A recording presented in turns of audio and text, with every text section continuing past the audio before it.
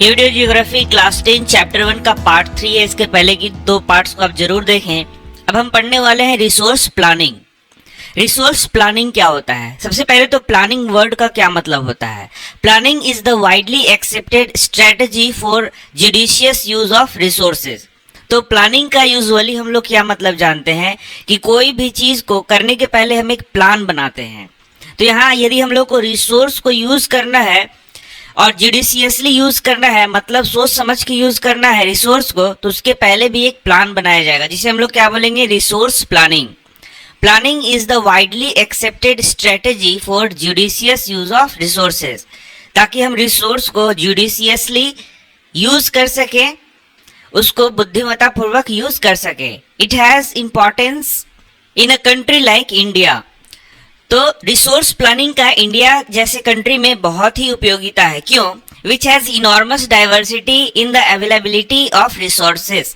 क्योंकि इंडिया में जो रिसोर्सेज हैं, इंडिया एक वास्ट कंट्री है और यहाँ पर बहुत सारे क्षेत्रों में बहुत सारे रिसोर्स पाए जाते हैं, जबकि बहुत सारे क्षेत्रों में ये रिसोर्सेज की कमी है।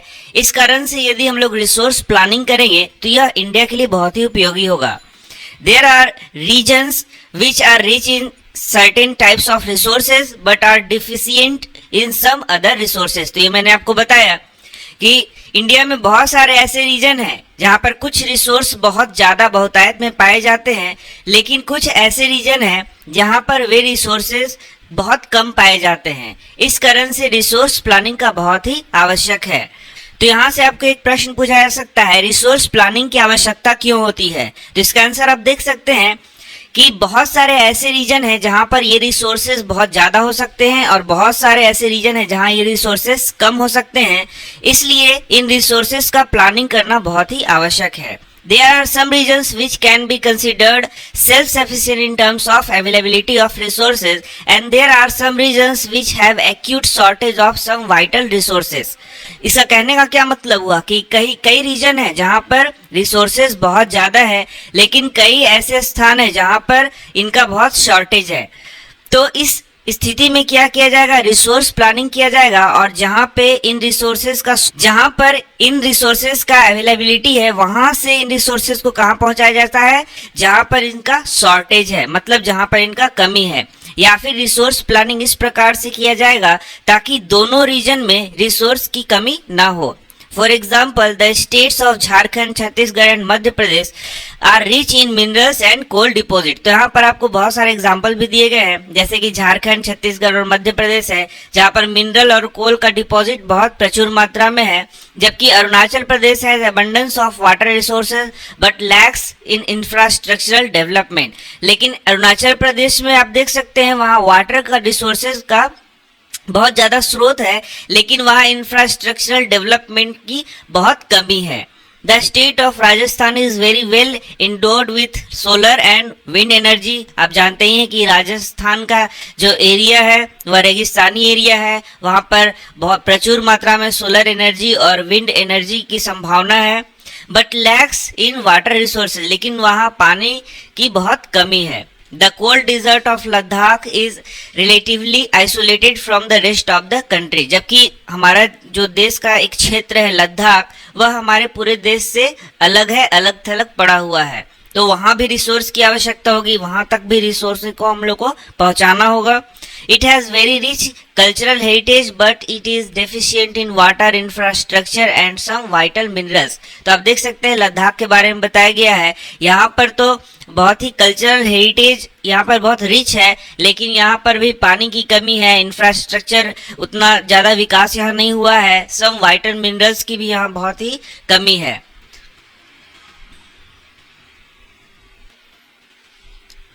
This calls for balanced resource planning at the national, state, regional and local levels। तो यही मैंने पहले भी आपको बताया कि यदि रिसोर्स प्लानिंग किया जाएगा तो एक बैलेंस आएगा। वैसे क्षेत्र जहाँ पर रिसोर्स की कमी है और वैसे क्षेत्र जहाँ पर रिसोर्स की अधिकता है, तो उन दोनों में एक बैलेंस आएगा। जहाँ पर कमी है वहाँ पर, जहाँ पर अधिकता है वहाँ से इन रिसोर्सेज को पहुँचाया जा सकता है, या फिर इस प्रकार से कहें कि उनके कमी को वहां पर दूर किया जा सकता है। तो ये कैसे संभव है? रिसोर्स प्लानिंग के जरिए ही संभव है। तो ये आप आंसर में भी अपना लिख सकते हैं। तो हमारा नेक्स्ट टॉपिक है रिसोर्स प्लानिंग इन इंडिया। तो आप देख सकते हैं resource planning is a complex process. Resource planning क्या है? एक बहुत ही कॉम्प्लेक्स प्रोसेस है विच इन्वॉल्व्स, जो कि इन चीजों को इन्वॉल्व करता है। तो यहाँ से आपका एक प्रश्न पूछा जा सकता है कि रिसोर्स प्लानिंग क्या क्या चीज को इन्वॉल्व करता है। तो आप देख सकते हैं सबसे पहला पॉइंट है identification and inventory of resources across the regions of the country. तो सबसे पहला क्या करना है? आइडेंटिफिकेशन, पहचानना होगा कि किस कंट्री के किस रीजन में कौन से रिसोर्सेज पाए जाते हैं, और उनका एक इन्वेंट्री मतलब एक सूची तैयार करना होगा। Identification and inventory of resources, क्या करना है? रिसोर्सेज को पहचानना है और उनका इन्वेंट्री तैयार करना है across the region of the country, country के सारे रीजन में। तो मैंने आपको पहले भी बता दिया कि एक कंट्री है, यदि कोई भी कंट्री है तो उसमें जितने भी रीजन है वहां सारे जगह पे एक ही प्रकार के रिसोर्स नहीं पाए जाते हैं। कहीं पे कुछ अलग रिसोर्स पाया जाएगा तो कहीं कुछ दूसरा रिसोर्स पाया जाएगा। तो इस प्रकार से यदि हमको एक बैलेंस करना है और एक प्लानिंग के तहत उसको बैलेंस करना है तो सबसे पहले हम लोग को क्या करना होगा? Identification and inventory. This involve surveying. तो इसमें और क्या क्या चीज इंक्लूड करना होगा आइडेंटिफिकेशन और इन्वेंट्री के लिए? तो सबसे पहले तो सर्वे का काम करना होगा, छानबीन पूरा करना होगा, mapping and qualitative and quantitative estimation and measurement of the resource. तो सबसे पहले रिसोर्स कहाँ पर है, कितना है, उसके लिए सर्वे करना होगा, उसका मैपिंग करना होगा कि किस स्थान पर है, उसका क्वालिटी चेक करना होगा, साथ ही साथ क्वांटिटी भी वहां पर चेक करना होगा कि वह ज्यादा है कि कम है, किस क्वालिटी का है। तो ये सारे चीजों को एक इन्वेंट्री यहाँ तैयार करना पड़ेगा, सबसे पहला यही है। इसके बाद evolving a planning structure endured with appropriate technology. अब इन रिसोर्सेज को उपयोग में लाने के लिए एक स्ट्रक्चर बनाना पड़ेगा, प्लानिंग स्ट्रक्चर बनाना पड़ेगा जिसमें कि खास टेक्नोलॉजी, स्किल और इंस्टीट्यूशनल सेटअप भी करना होगा for implementing resource development plans.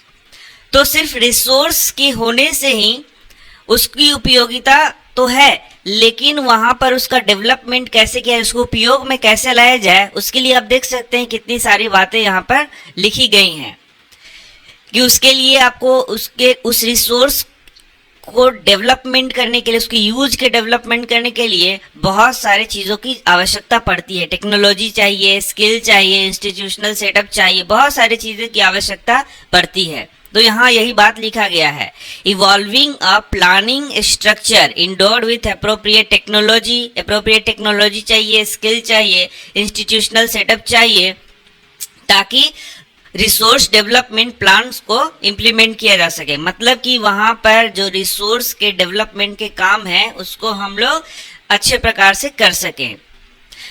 Matching the resource development plans with overall nation development plans. अब जो ओवरऑल नेशनल डेवलपमेंट प्लान्स चल रहे होते हैं उससे उसको समन्वय स्थापित करना, उससे उसको मैच कराना, ताकि सब बैलेंस में हो और सब अच्छे प्रकार से हो सके। तो आप देख सकते हैं बहुत ही टफ वर्ड्स यहाँ पर यूज किया गया है जिसको समझना थोड़ा मुश्किल है, तो मैंने कोशिश किया है कि आपको मैं समझा सकूं। India has made concerted efforts for achieving the goals of resource planning right from the first 5-year plan launched after independence. तो इंडिया ने शुरू से ही रिसोर्स प्लानिंग को अचीव करने के लिए बहुत ही प्रयास किए और यह प्रयास फर्स्ट 5-year प्लान से ही देखा जा सकता है। फर्स्ट 5-year प्लान था प्रथम पंचवर्षीय योजना। तो पंचवर्षीय योजना क्या होता है? तो पंचवर्षीय योजनाओं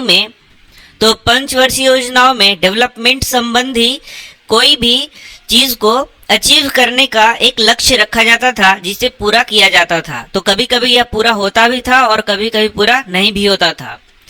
तो इंडिया ने अपने फर्स्ट 5-year प्लान से यह प्रयास किया कि वह रिसोर्स प्लानिंग को अचीव कर सके।